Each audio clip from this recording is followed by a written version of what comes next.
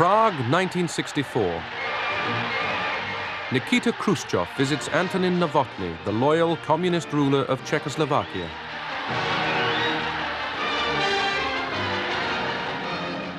Khrushchev boasted that the Soviet system was dynamic and healthy.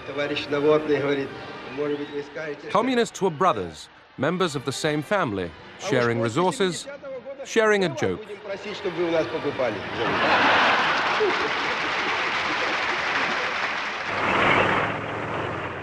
But only 4 years later, the Soviet Union returned to Prague with tanks.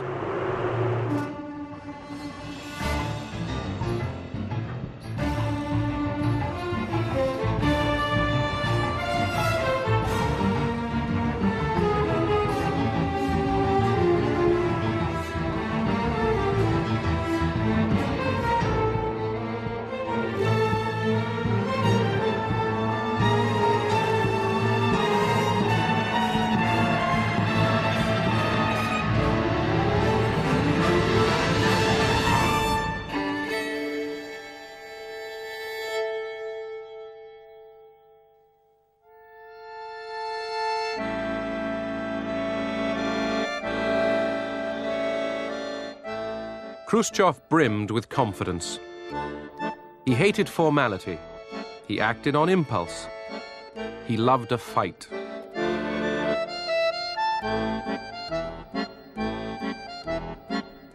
He wanted to make the Soviet Union happy as well as glorious.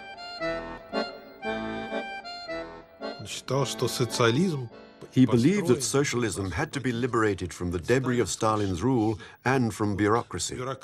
It should be made more democratic. The gates should be opened, but gradually, step by step, because for him, socialism was like paradise on earth. To show his confidence, Khrushchev allowed an American exhibition into Moscow in 1959. For the first time, Russians could touch and taste the American achievement. Coca-Cola или Pepsi-Cola? Pepsi-Cola. Coca-Cola, Coca-Cola. Some of the women complained sometimes that it smelled like benzene. And men wanted to know if it would make them drunk. But Khrushchev knew that the Soviet Union was beating America in the space race. For Khrushchev, here was evidence that communism meant not just power, but technical progress. The first generation of Soviet cosmonauts, Gagarin, Titov, and the first woman in space, Valentina Tereshkova, became instant national heroes.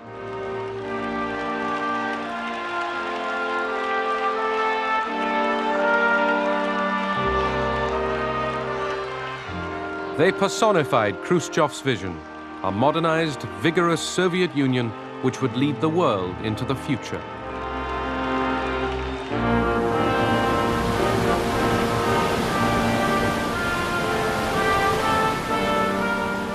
The Soviet Union's natural resources seemed limitless. Khrushchev believed that the Soviet people would work even harder if they were freed from fear and poverty.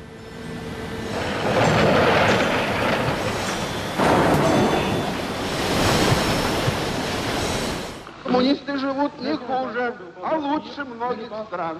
А в будущем мы будем жить так, как ни одна страна не живет. Это я вам говорю. But the Cold War's pressure to rearm kept the old priority for heavy industry alive, especially in the expanding defense sector. They would shout, come on, speed up. But sometimes we used to get irritated because we knew, even without their orders, that we had to hurry up. We knew that there was a threat that bombs and missiles could reach us, so we had to defend ourselves. There was no feeling that we were on equal terms with the West, or that we could come to any agreement. The Cold War also kept huge armed forces in the field. Khrushchev tried to cut them back, but the generals resisted.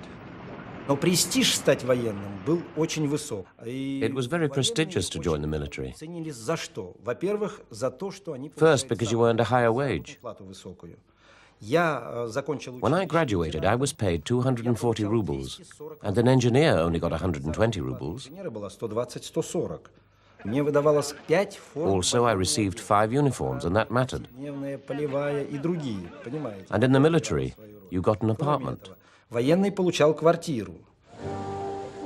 Cities like Sverdlovsk, 900 miles east of Moscow, were dominated by giant armaments plants. Production was a matter of fulfilling or outstripping targets set by the planners in Moscow. Patriotic propaganda kept the workers straining to produce more and faster. We believed that it was our duty to the motherland, and we worked very hard.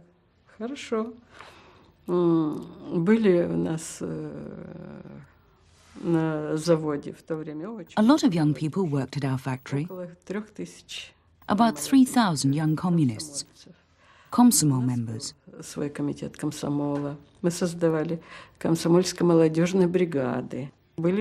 We had our own committee, and we created youth brigades which competed against each other.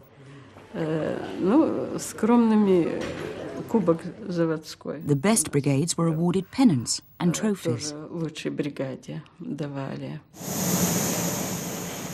Khrushchev and the party still relied on propaganda and patriotism to keep the economy going.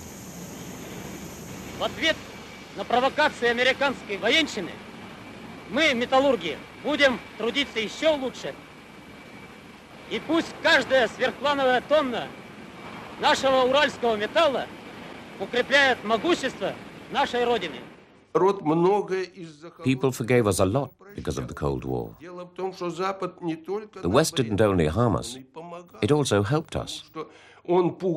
Because by frightening us, it played into our hands. We could say to the people, tighten up your belts, be patient. We have to wait for a better life and be prepared for the worst. And we used that. We had such a huge country with vast resources. All the people worked. So why were we dressed so badly in whatever we could lay our hands on, and ate whatever there was, and not what we wanted? The explanation was simple. Uncle Sam and the imperialists are making an atomic bomb. So we had to make 2 in order to frighten them. If they made 2 bombs, we had to produce 4.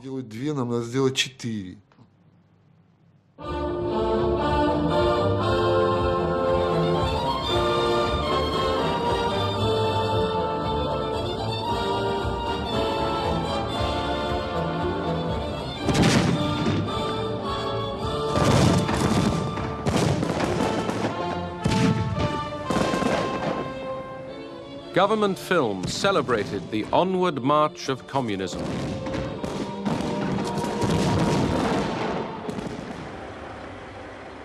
But most people in the Soviet Union still lived in hardship and overcrowding.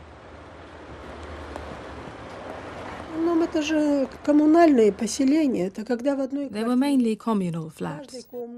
In one flat there were 2 or 3, sometimes 4 rooms. And in each room there lived a whole family. Can you imagine a whole family in one room? There was only one kitchen and only one of all other conveniences. It was an awful life. Khrushchev was impatient to see Soviet people living as well as Americans, or even better.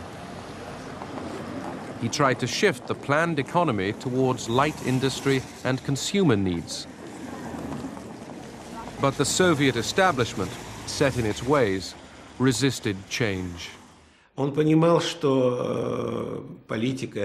He understood that politics is about people. The basis of his policy was to improve people's lives.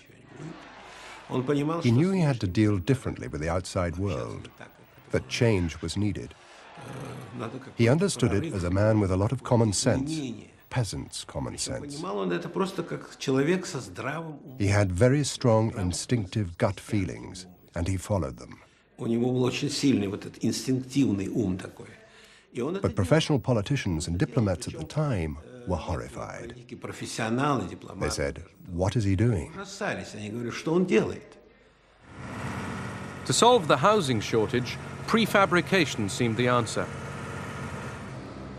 In the 1960s, apartment blocks shot up around every Soviet city.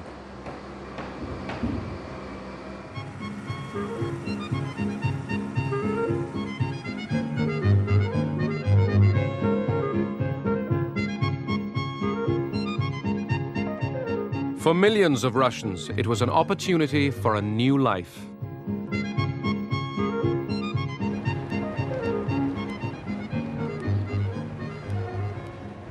Of course we were happy. We had waited every day for this apartment, like a cake out of the oven.